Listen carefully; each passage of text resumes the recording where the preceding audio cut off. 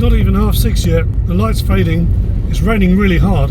What better way to celebrate than go camping?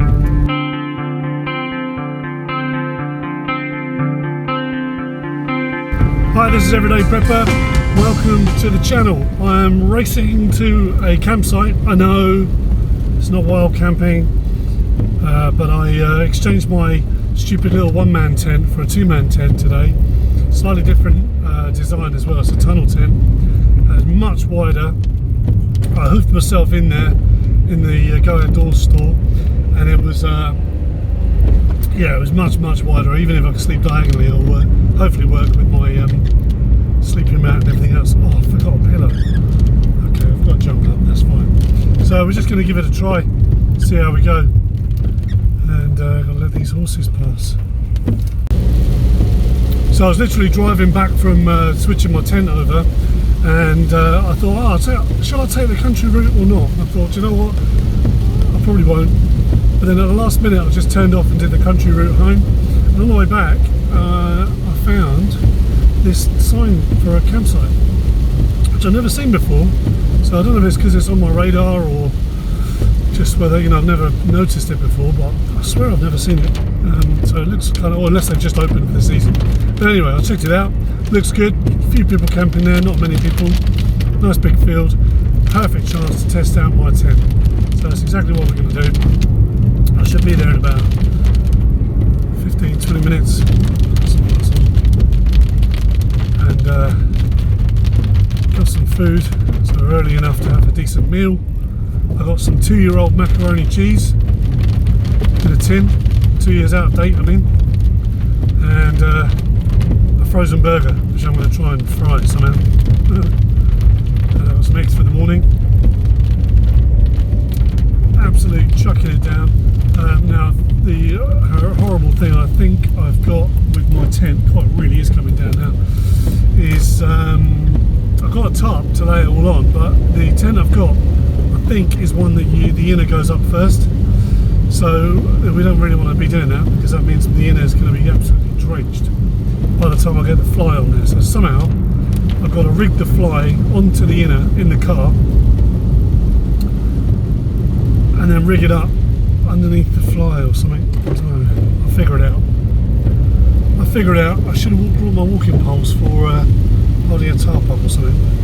My God, it was a beautiful summer's day this afternoon when I came past here earlier. Now it's absolutely pissing it down, proper UK style. So there's no better camping weather than this. This is UK camping weather all over. So I'm going to get the Hero GoPro out because that loves the wet apparently, and then we'll film my shenanigans. See you in a moment. You'll be pleased to know I've stopped driving now. We haven't had rain like this in my area for months.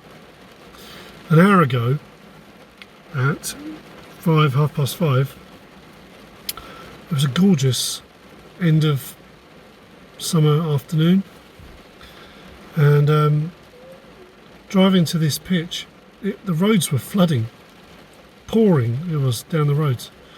I'll end up sleeping in the car at this rate. So I've got to try and pitch my new tent now without getting the inner wet. That's going to be a real challenge. But you know what? As a prepper and seasoned and experienced survivalist, we get on with it, don't we? If the shit was to hit the fan, you don't get to choose, oh, well, I won't go camping then, or I won't do this, or I won't do that. You just get on with it. So that's what I'm going to do. And if the inner gets soaking wet and I end up with a wet night's sleep, tough shit. I've made my bed. Well, not quite, but I will do. Right. I've got to figure out what to do, and I will come back to you in a sec. Unbelievably, the rain stopped the moment I got my fly up, and luckily the tent is a fly first. Let me show you here. So it's tunnel tent, 2 poles, one smaller at the back. I haven't got the inner up yet, I just wanted it to dry out a little bit. My tarp is now got a big puddle underneath it, so I might just drag that out, I don't know. We'll see. But yeah, the timing couldn't have been worse.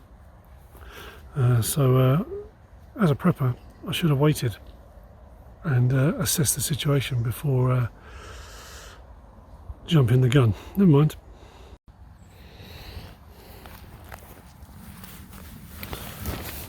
So really spacious inside for a 2-man tent. I mean, that's the fly. I'm assuming I've done it right. Let's get the inner up and see what's occurring. Well, that's me bag set up and my self-inflating mattress. Got a little pump at the bottom end. Sounds like a donkey braying. I spared you that on film because it all sounds a bit rude. But yeah, I've got a sleeping bag and I've got another sleeping bag as a cover. It's really warm in this tent. There's barely any mesh, so you've got the mesh front door, which I'll probably leave open if I'm too warm tonight. This is just what I wanted. I wanted a mesh door and have the option to have both layers. So that's really good. Loads of sleeping space in there. I can roll around and tough and tumble, no problem at all. Got my vent open at the bottom there. And it looks like it's about to start raining just when I want to start cooking. Right, so this is my cooking setup. The only thing I'm a little bit concerned about is I haven't got one of these stoves that screws directly onto the gas cylinder. So this one's got a foot-long pipe and is very, very low to the ground. So I've got a book covered over with a bit of microcloth, which is probably highly flammable. I was thinking of maybe putting my lid underneath it. Trouble is that's plastic handle. Could do that maybe. Let's try that. Yeah, that works. That might keep the heat away. And we'll see what happens. See if it melts. All I need to do is fry a burger and heat up some macaroni cheese. That's 2 years out of date. How hard can it be? And we're sizzling. It's almost done, isn't it? It's only beef. Maybe I'll just throw the mac and cheese on top of it. I think it's going to burn.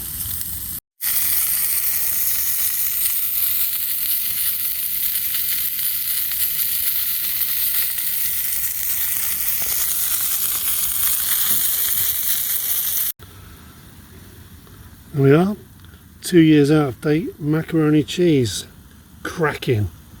Look at that. Man, I'm looking forward to that. And there's my burger. At least that looks edible. So now we've got an almost clear sky. No rain whatsoever. My arse is soaking. So are my knees. But the tent's dry, which is good. I'm just eating my 2 years out of date mac and cheese, which tastes alright. Burger went down really nice. Just met the landlord of the campsite, very nice guy. And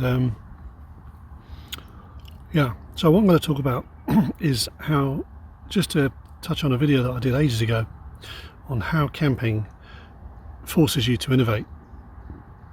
I packed a load of stuff in a massive rush to get out of the house so I could get to the campsite, pitch up my tent and cook before it was too late for me to eat. And I forgot loads of stuff. I forgot all my filming gear, I forgot my GoPro, so I remember to film on my phone, and I forgot my tripod. But it's okay. I've got a couple of ideas, which I'll show you in a sec. Just for scale, I'll show you how small the tent is. It's pretty small, but I should be able to sit up inside. That's the main idea. Just done the washing up. And yeah, there's the layout. It's pretty good. Fence there behind the car to have a wee in the night. Unless I need something more urgent, in which case the toilets are a walk across the field. I did a fantastic schoolboy error earlier. when I was cooking in the entrance of my tent, all the smoke was blowing towards the tent, so it was blowing into the tent. I had my mozzie net up that I was all excited about earlier. So of course the whole tent got filled with burger cooking fumes. So now, rather than smelling like a brand new tent, it smells like a bloody burger calf. So I should have just moved the whole cooking apparatus, but it was so precarious. It was resting on a sailing book that was getting wet in the grass, covered over by a bit of microfiber cloth, as you saw. So anyway, it worked well, but it stunk the tent out. So I'm hoping the vents. I'm going to leave the main door open, I think, when I'm sleeping, unless it gets too cold. At least I can breathe, I guess. This place is lovely, and I reckon this would be a good tent to be while camping in. Looks like there's loads of room. Doesn't take too much to peg it out. The other one that I had, the OEX Fox 1 and the Fox 2, both have, they're about 18 pegs. And this one takes 1, 2, 3, 4, 8 pegs. You could put a further 4 in, but I've got a tarp down and I've got the guy ropes up, so it doesn't really need any extra. Yeah, 8 pegs to 18 is a big difference. So it's a lot quicker to get up. Took me probably 5 minutes. Literally, I was in a rush because it was raining, and you just pin the inside to the fly using the usual clips, and yeah, job done. Really good. So at least I'm dry. That's the main thing. What was I saying about innovating? So I've got one of these little stools. I'll show you. This little stool here. Here it is. And so I'm using that as my makeshift tripod today.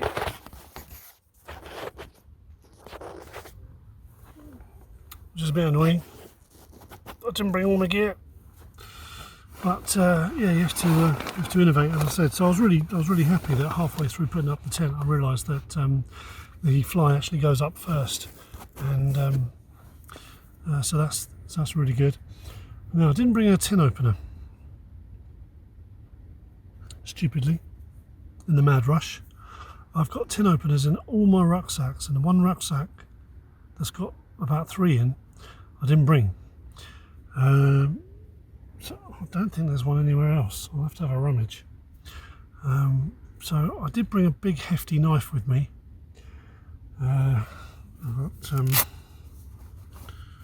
It's a Lansky.